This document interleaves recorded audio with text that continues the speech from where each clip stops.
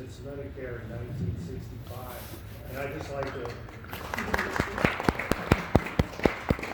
I hope that means something to you. The latest poll shows 55% of American people really want to keep it, and 37% are still listening to Fox News. And if you break it down into its components, those favorable numbers go up. I'd like to just briefly speak about 4 of those aspects. Number one, we all have learned how important it is to get rid of pre-existing conditions. Today, it's true freedom for the American people to go get the job you want, work where you want, because you get insurance. I have a son who lives in Phoenix. If he wants to come home and farm with me, he can do that today. Before the Affordable Care Act, if you had diabetes, a bad back, a heart condition, on and on and on, couldn't get insurance. He couldn't come home and farm with dad. So I think the freedom is incredible. Number 2, everybody seems to really like the fact that you can keep your kid on your insurance till you're 26 years old. Number 3, there's a tax of about $250,000 that came with the Affordable Care Act to pay for some of these provisions. And only if you make a couple makes more than $250,000. I'm assuming that doesn't affect too many people in this room. That tax is 0.9% on earned income. I hope you're probably aware of this. 3.8% on unearned income, and that tax in 2018 and maybe last year brought in $37 billion worth of fee to help extend the life of Medicare. 4th and finally, if you have an ACA, an Obamacare qualified insurance plan, which if you're working for somebody, you most likely you do, or I think maybe you absolutely do. And part of that plan is you're allowed to have a colonoscopy and a mammogram at no cost. It's preventive care.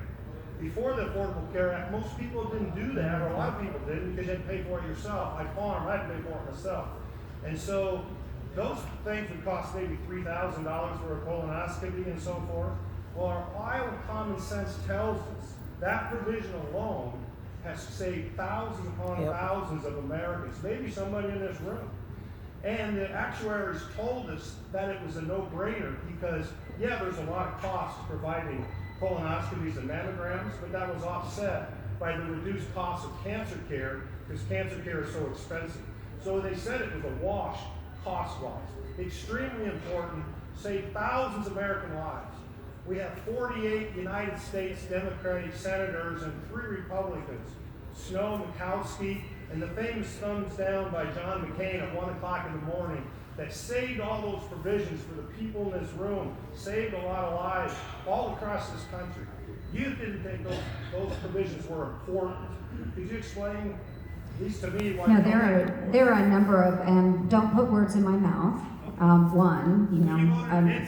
Yes, I did, but I did support many measures which would have kept pre-existing conditions, and we want the preventative maintenance. See, now you had your turn. So being able to support those things, pre-existing conditions, we absolutely must protect. I have not heard not a single senator say we shouldn't preserve protections for pre-existing conditions.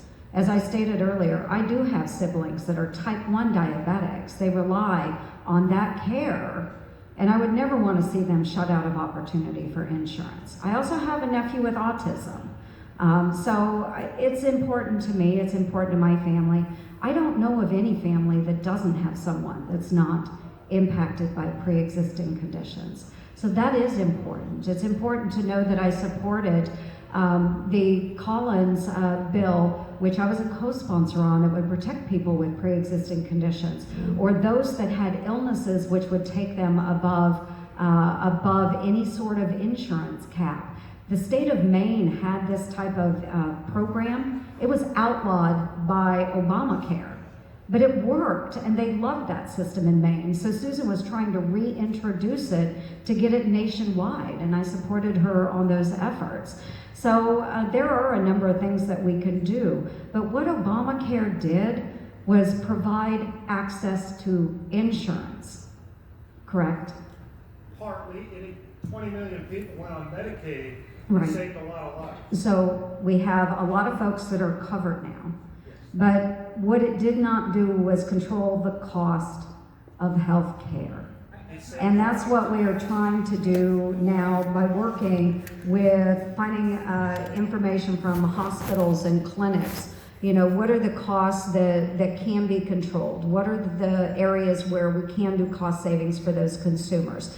Prescription drugs, when I ask folks, outside of the cost of your health insurance premiums, which are sky high for a lot of folks, if outside of that cost, what's the number one cost that you have? That's prescription drugs. Obamacare didn't control that cost to the consumer, so we're tackling that now, right?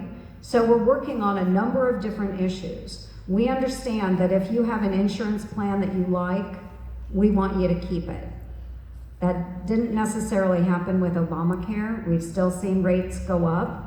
A family of 3 in Red Oak, Iowa, that I know personally, small business owners, $28,000 a year in premiums for health insurance.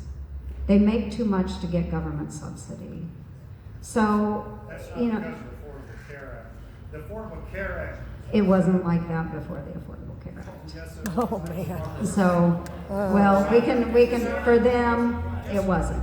Can you explain to me where we would be today if your vote was successful? We wouldn't have any of the provisions I talked about. Yes, you would. If we had been able to pass, like the Susan Collins bill, we had a Lamar Murray bill also that would have covered down on a lot, and they were bipartisan pieces of All the bills legislation. that I saw that covered pre-existing conditions, which they did not put a restriction on the premium the insurance companies would pay. And it was gonna be prohibitive. What we know now the is Susan that Collins- what we have works. the- What we have works. and- Let's just try to build on it. Great. Now, there are a lot of things that we can correct on, right? A lot of things we can correct on. But the Susan Collins bill did control costs. You pay the same thing as everybody else. When you buy a plan, you pay the same price as everybody Right, else. when there's a big piece of legislation, there's a lot of things to fix, but we're not trying to fix it, we're trying to. Well, throw there the were a baby lot out- of things that maybe trying to should throw have the been baby out with fixed the bathwater instead of before. fixed. And we can argue about it all day, but I can also share, the people that called in very concerned about it, folks that were undergoing cancer treatment when Obamacare went into play, those oncologists would have to call in to get approval on certain treatments and would be denied that. When they knew the best treatment was XYZ, and the folks administering Obamacare said, you can't offer that treatment. It doesn't fit into this manual here. So there's not as much freedom out there in treatment possibilities. Can we improve? Certainly we can improve. What we're trying to do is focus on healthcare costs because it's bipartisan. We can get it done. We can hopefully get it through the Senate, get it through the House, and get it to the President. That's what we're working on.